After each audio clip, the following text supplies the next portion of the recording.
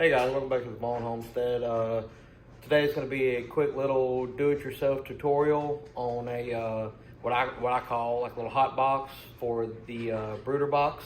As I've said in some of my previous videos, what I like to do on the chicks that I incubate, about their first week of being out of the incubator, I keep them inside to kind of make sure that they get good and established and all. Then they get moved to the outside brooder and all.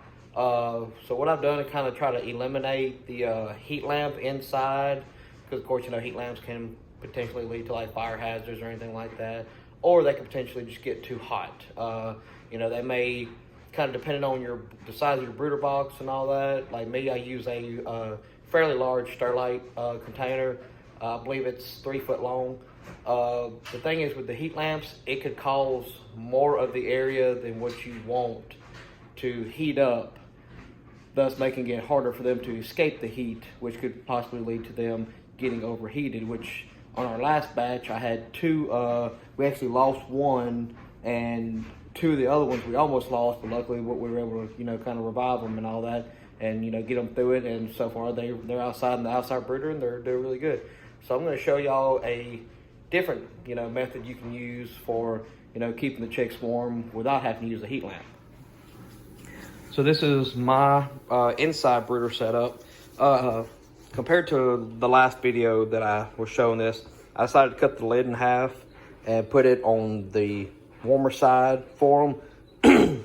Just kind of shades them, gives them a little bit more privacy, possibly keep their stress levels down and all that. You know, kind of make them feel a little bit more safer and secure. Like I said, this is the, oh correction, it's 3.5 foot long, well almost.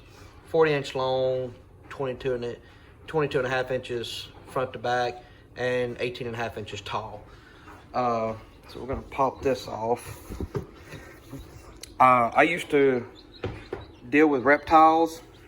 So what this pad is called is a under tank heat pad. You can get it at your local Petco, PetSmart, or online. Order mine online on Amazon. This is all it is. This is a 16 watt. I believe it's about 8 inches by 11 inches, I believe it is. It fits perfectly underneath these Sterlite tubs. I think this is maybe like a 12 quart Sterlite tub. But it fits perfectly underneath there. As you see, it's got an adhesive on the backside that sticks to the plastic. However, just as an extra precautionary, in case the stickiness was to wear off, I put a zip tie on each end as well as the middle to kind of help hold it up to where, like I said, again, if the adhesive decided to come undone, it ain't just going to fall on the chicks and possibly trap them underneath. As you see here, we got these 4 chicks right here. They just come out of the incubator this morning. I'll put this back on top of them. Y'all fine, y'all fine. Come down. Grab my temp gun. And when doing a brooder box or a brooder bin or whatever, you want to have one of these is really important, in my opinion. It's a temp gun. I had this from whenever I dealt with reptiles years ago. But as you see, some of the warmer spots were like 82, 84 up in there. Of course, you know, I just, you know, got through picking it up for a few minutes. But the actual pad itself is reading 115. But again, that's the actual pad. You know, so if they were like sitting on it, you know, of course that'd be a little excessive. But the chicks in themselves are reading 91, which is a good temperature for them to read. Because again, you don't want them too hot or anything like that. And this works just like those little heating mechanisms you can buy at like Tractor Supply. That, you know, it's kind of the same setup. It's like a little platform they can crawl underneath and all that to get hot. Or, you know, keep warm. It's the same method.